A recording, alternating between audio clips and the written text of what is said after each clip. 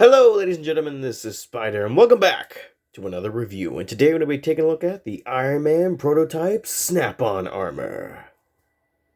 Now, I usually start off my reviews by taking a look at the packaging, but I don't have it anymore, so here's your trash can instead. Alright, anyways, onto the figure. Okay, so here we have Iron Man. It was released back in 2008 and based on the Mark III armor from the first Iron Man movie. And we're going to be starting off with the articulation. So, head can rotate, and that's kind of it. I mean, you can get a little bit of tilt to it, but otherwise that's pretty much it. Like, you can't really get it looking up and down at all, which is unfortunate, but what are you going to do? Now, onto the shoulders. They can go up, and if you make them go too far up, the shoulder pad pops off. Whoops. I didn't mean to do that. Yeah, so the shoulder pad pops off really, really easily, and apparently that was a recurring issue with the majority of the Iron Man toy line, at least the movie toy line. So, yeah. It's pretty annoying. So much so that as a kid, I just left them off. I rarely ever put them on, which is how I ended up losing one of them. But anyways, back to the articulation segment. The arm can go that far up. It can go all the way around. You get some bicep rotation. You get a tight, double jointed bend at the elbow. You get a rotation at the forearm, hand, whatever you want to call that. Fortunately, nothing at the torso. The hips are strange. They're not normal hips. Like, the leg doesn't go forward normally. It goes out at an angle, and then you rotate it, and that's how he kicks forward. Little toys, man. There's something else. And the same goes for kicking backwards. It's odd. Can do splits. Oops, hang on. Come on now. Legs are acting funky. It does have a thigh swivel. Have another nice double jointed bend at the knee. The foot can go up and down, or back, whatever you want to call it. You can also rotate, but it is kind of limited by the armor of the leg. And that's pretty much it for the articulation. And for the time, it's not too bad, you know? I do like it. I especially enjoy all the double jointed, joints. I think that is a very nice touch that they added. He is missing some joints in the torso region, but there is a reason for that we will get into in a moment. But right now, we'll focus on the details. At least we will right after I go find that shoulder pad, so give me a minute. Alright, I'm back. I got it. Now we can get on to the details. And as you can tell, my copy has been well played with, so some of the paint is a little worn, but you have to forgive that.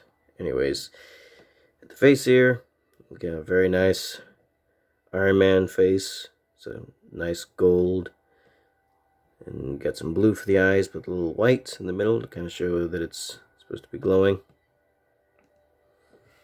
You got chest, which is a very nice deep red. I think candy apple red is what they said in the movie. Not sure if that's the color the toy is, but that's what it's supposed to be. The two, I think they're supposed to be rivets, you can see right there and there. Those are supposed to be silver, but the paint wore off, unfortunately. But anyways, look at the rest of it. This is a very, very nice. Get it focused in here. Got some nice gold on there. Get a little repulsor blast. Not repulsor blast, but a repulsor thingy there. His hand. The nice gold for legs. Just all the bits supposed to be gold or gold, and all the bits supposed to be red or red, and it looks nice. You get the nice gold accents on the knee. Get some little silver doodads on the boot. Get the underneath of the boot with some thruster. I think that's what they're supposed to be. You get the back of the figure. It's also nicely sculpted and painted. You got this nice little like spinal column looking thing. And we got detail in the back of this joint here. It's just overall very, very, very nice. So yeah, overall I think it looks quite nice. All the paintwork and the sculpt work and everything, I just think it looks, excuse me, I'm trying adjusting things so it looks a little better. I think it looks really, really nice. Yeah, especially for, you know, just a mainline toy from back in the 2000s. I think this looks very nice and turned out quite well.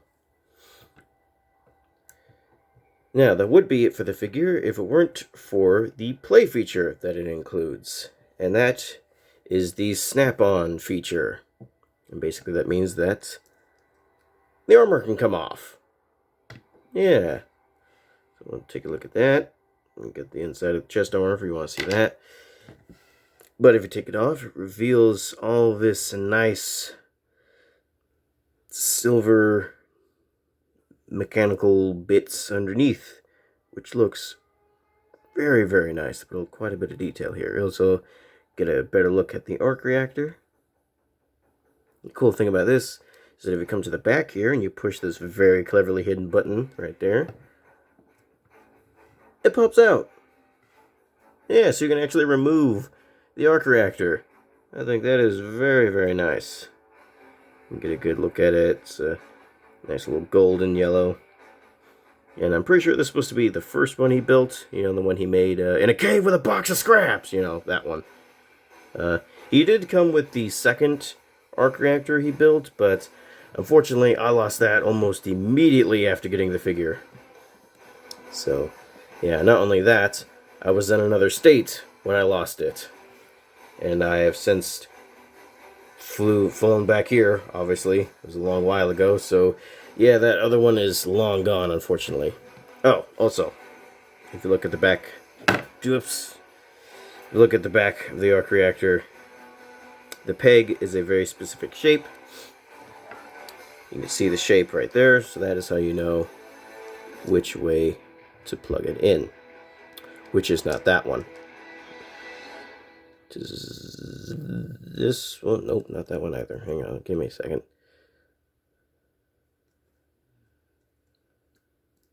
There we go, that's the right way. Took me a few tries, but I got it. So, yeah, you can also pop off the helmet, which is another feature I really, really like. So you can see the nice, not so much Robert Downey face. I mean, it kind of looks like him, but not really. I mean, at the very least, it does look like Tony Stark, so that's nice. But yeah, this was back in the time when they hadn't quite nailed down how to get a real-life person's face into a toy form.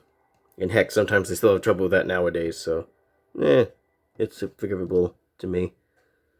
But it is detailed nicely enough. You got the little beard and you got his hair. So, yeah, also, as previously established, the shoulder pads pop off. And the one final bit is that the forearms pop off. I can't speak. And you can replace it with these flesh arms? I don't know, that sounds gross. So I'm just going to call them normal arms. You can replace them with normal arm. Plug that in. There you go. Now he just has a regular fist. He also did come with a regular open hand, but I have since lost that. Yeah. And something I kind of wish they did here is you can see both the armored hands are just open. I kind of wish we had a closed fist armored hand, so he can like punch as Iron Man. Because right now he can just punch as a person, and that'd probably hurt because most of his enemies are metal. Anyways, that's just a little nitpick of mine. Oh yeah, something I forgot to mention. For some reason, the leg, one of the legs is longer than the other one. I don't know why. Obviously, it was a mistake. But yeah, so it makes him stand a little awkward. I don't know if you can tell without this review, but he's always been kind of tilted a little bit. That's why one of his legs is longer. Hopefully, that's just my copy and not all of them. Because if it was all of them, yeah, that's annoying. Anyways, but yeah, that's the snap-on armor feature. Is that you can take off some of the armor bits, and honestly, I really like that. I think that's really cool, especially since you can also pop out the arc reactor and stuff like they did in the movie, and you can swap them and everything.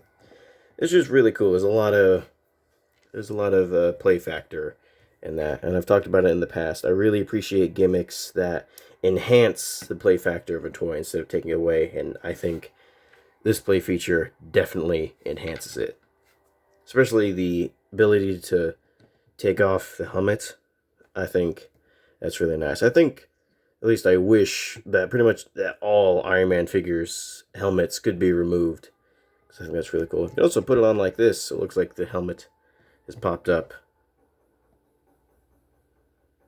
That's really cool. I don't put it on because he's Iron Man. So, yeah. So yeah, overall, I really, really like it. I think this figure is really fun. I think it did its job well, in my opinion. So yeah, that's pretty much all I've got to say about it.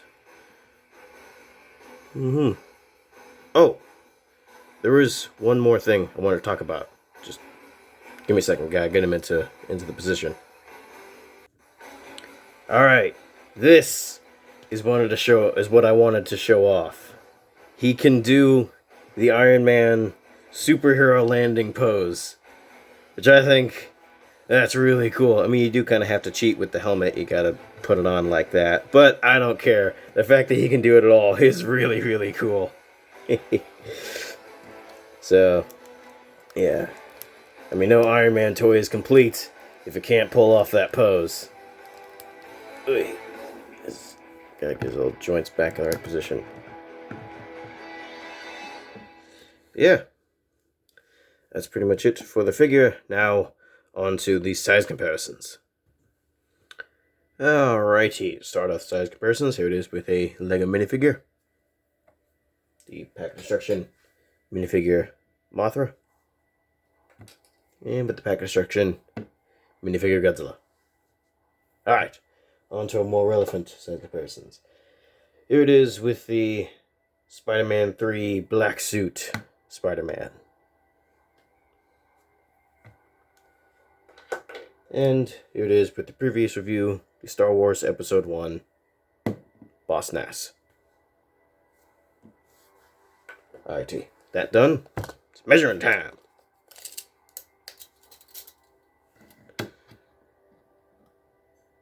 You see he's a little over a little over 6 inches. He's almost 6.5 inches. So, yeah, he is in the 6-inch scale, but I don't think he's quite Marvel Legends scale, if any of you were wondering. I don't have any on hand to actually compare him with at the moment, but I don't think he's quite on the same scale. I mean, he kind of works, but he looks a little small in comparison to some of the other ones.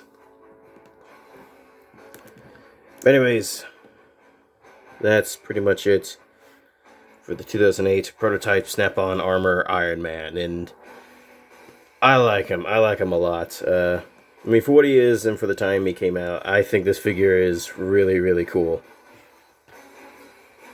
So yeah, I definitely recommend him And if you wanted to pick one up for yourself, obviously they're not in stores anymore, but on eBay they're going for around $20 out of the box and $30 to $50 brand new in the box. Ouch. Yeah, so they're a little expensive brand new. But if you can pick one up pre-owned in decent condition, I recommend it because it is pretty fun. It's a cool little figure. And they also made a Mark II version. So if you wanted this figure but in silver and gray, there you go. Yeah, that's pretty much it for this review. And one of the main reasons I did review this guy is because I realized I don't do a whole lot of Marvel stuff, despite the fact of how big of a fan I am of Marvel. So for the next few weeks, I'm going to be doing some Marvel stuff. So look forward to more Iron Man reviews, as well as maybe some other stuff. I don't know. But anyways, that'll be in the next coming weeks, because for now, we are done. So see you later. Sayonara. Bye.